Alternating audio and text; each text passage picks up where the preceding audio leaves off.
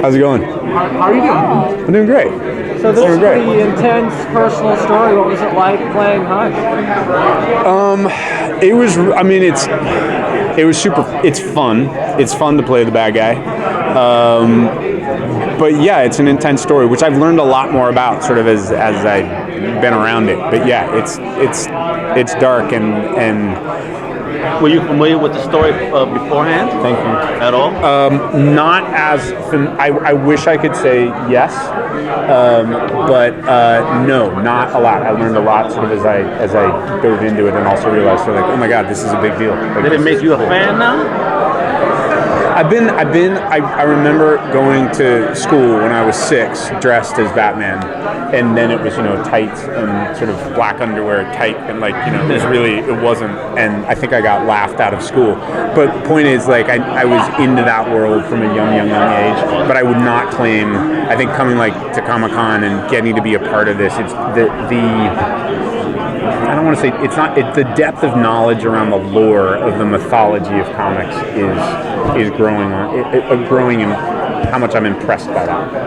It's so cool. So this is a mystery, and there's a narrative between Bruce's friend Tommy and Batman's antagonist Hush. I can't imagine you were kept in the dark as to what the ending was, but did you find that challenging playing a mild-mannered doctor and a diabolical did you find that kind of hard to get your head into?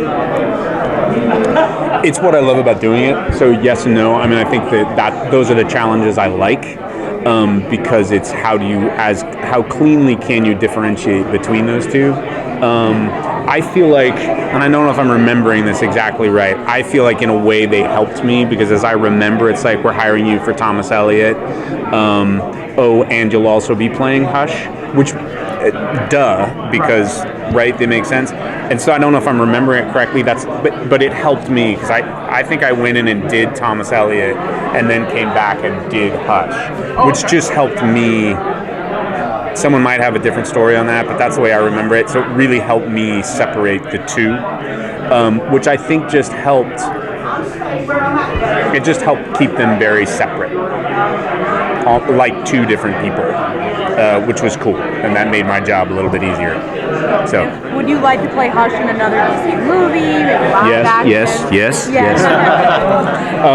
Totally. I mean, it's once you sort of step into this world and realize, I'm thrilled to have gotten to do it once. It would be cool if obviously if you get to come back and do it. You always want to work as an actor. We all want jobs. We all want to keep working. But this one would be fun to get to do it. Why not Hush? Get to do it again. So yeah, totally.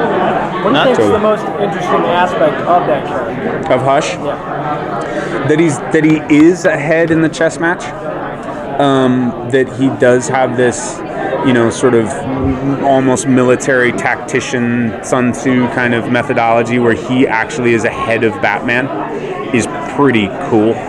It's really cool. The writing is so good, that helps us so much.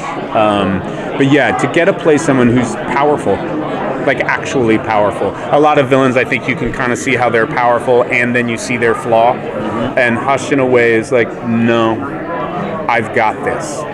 And that's. And he did. And he does for a while. It backfires, But that, and I don't think he isn't that way inside necessarily. He's so troubled, whatever. But I think in this, that's what came across for me as I was playing it. Is for most of it, he's got it. Which was cool. So. They impress upon you because, in the whole Batman Rogues Gallery, from the '60s shows, the movies, your Jokers, your Mr. Freezes, your Two-Faces, he is arguably one of the more popular recent characters in the Batman lore. Do they impress upon you what his kind of legacy was in the fandom? Not specifically, not directly, but every time. I was in The Killing Joke, playing Paris Franz, a bad guy in that one, and then this. I feel like you can feel it when you walk into the room. You can feel it from the writers and the producers and the directors. You just know you're stepping into a pretty special world and an important world, and with a real responsibility to get it right to make it work. And they don't suffer fools either, so they're not going to let you stray too far from how they're thinking. So it's definitely collaborative in that sense. It's pretty amazing to get to be a part of it. So yeah. Did you channel anything specific to create your version of Tommy here? No, I didn't. I mean, I think because the writing's so strong, it kind of pops off the page. It helps that you can find images, especially when you're in voiceover work. I think it's helpful to be able to find a physical representation, namely because it's incredible to me, when I was sort of starting out doing the voice stuff, like if you change your body, your voice changes. So if you pose yourself differently, carry yourself differently, it does affect. So it's helpful to have the images to reference to, because it just that all helps in sort of how to create something and pick it apart. Yeah. Awesome. Yeah. Why do you, Okay. Sorry. No, good. Do they ever prepare you? We're doing this story. It's based on a comic book. Here's the comic book, or did they say only look at the script, don't look at the comic book? I only got the script. I went and got the comic book. I mean, I went and started making sure I was doing that. I don't remember if they. No, I think I just got the script from them. They didn't forbid you. No, not that I remember.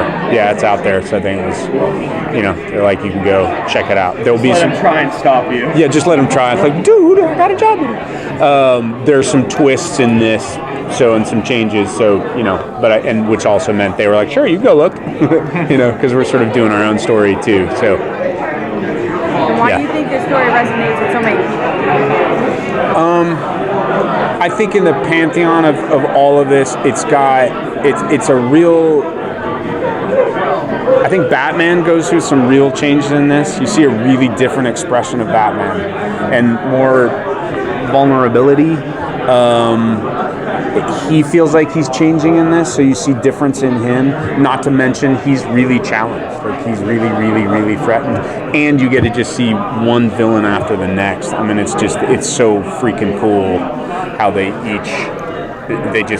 keep coming and coming and coming. So you get all these different, and you get the history. I think it's cool that you get the sort of Thomas Elliot part of that too, of the backstory of childhood and moments of. There's a really sort of touching scene between Thomas Elliot and Bruce Wayne that's about their childhood, and loyalty and that piece, and how Batman says, I don't think they're all spoilers. He's like, I want to be a better friend. You can feel him starting to go, maybe I don't want to be the Batman as in that way anymore, or different at least. So I think that's really cool to see the iconic character make a change. And there are a lot of them, I think, in the movie who are other characters as well, who are kind of going through shifts. So, yeah. Did you find yourself sympathizing with the villain in this, since you are the villain, or were you kind of just trying to keep your emotions separate from the story? If I follow the question, I mean, I think you still have to be. The cool thing I think about acting in a way, and this may sound cheesy, it's a lot about love. Like, you have to love the character you're playing. You can't be judging the character, because then you're sort of in your head, and you have to get behind what they really, really, really want. So in that sense, I think you have to put your feelings aside. I'm still rooting for Batman at the end of the day, But yeah, if that answers the question. Oh yeah. Yeah. I mean, that's the danger, I think, you can as an actor get in trouble, because you start having to separate yourself from your values and systems and what you believe in, and really relying on a day-to-day basis to go, what if I love the things this person loves? I think what's terrifying is a lot of these people in life think they're coming from love. They're actually trying to make the world a better place, they think. And they'll kill and do whatever they want in the process. But it comes from, if I do this, the world will be better. I don't think that applies to the Joker, though. Yeah, that's true. That's a good point. He's just messing shit up. Good point. Once you got to know the character of Hush a little bit more, were you surprised that there wasn't more Hush out there outside of the comics itself? I don't know if I have an answer to that. Now that yeah. I mean, I'm not a super fan in the way some people are in knowing it all, but it felt like a discovery to me.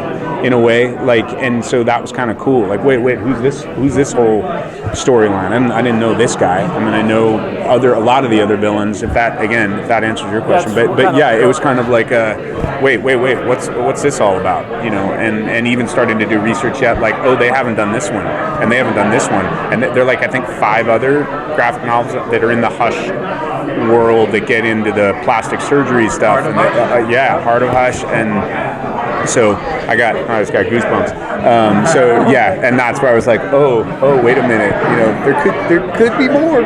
So yeah, no, it was cool. Like, wait a sec, this was like an unexplored world. Yeah. Are there any characters in the stable of DC that you would love to voice? I gotta do. I mean, sorry, Jason. Batman has always been there. I mean, the sort of the Batman Joker. I did a little short film where I did Red Hood, and that would be fun to do with Jason Todd. I think that character is really, really, really cool. I wish I still had that mask. Those are the first ones that kind of come to mind. Bane. You know, some of the obvious, but that's what's cool about this world. I feel like that's fine. You know, like the obvious ones, yeah, because they're freaking awesome and they're so, yeah. I see you do Bane now. Thank you. I appreciate it. Yeah, it'd be neat. That one would be a tough one to find your own spin on. Thomas Hardy did such a job with it that reset the bar that I think you'd want to include that somehow. But yeah. So this production team is famous for doing like DC Comics animation work, and the voice actors have kind of gone on to have a legacy of their own. Mark Hamill's, Kevin Conroy's, and these animated movies are adapting classic storylines. Are you prepared to be known as Hush and have a whole fan base of people loving the bad guy? Yes, totally.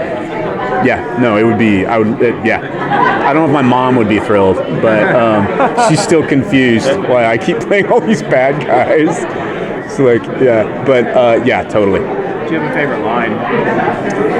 Oh man, from the movie. I mean, maybe both comic and movie, right?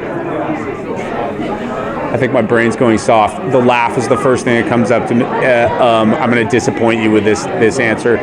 There's another character I voice in the movie that's like a guard who says something. I think it's something like, "I gave him enough tranquilizer to put down a herd of elephants," and that one was kind of fun when I heard it again of a totally separate character. There were some great. There's a line. It's like not now, Batman, not now, or too soon, Batman. It's where you can feel Hush sort of in his plan of I'm just toying with you, you know. And there's one about him. I'm going to hurt everyone you love. That's pretty nasty. Yeah. I do enjoy saying that line when you said it.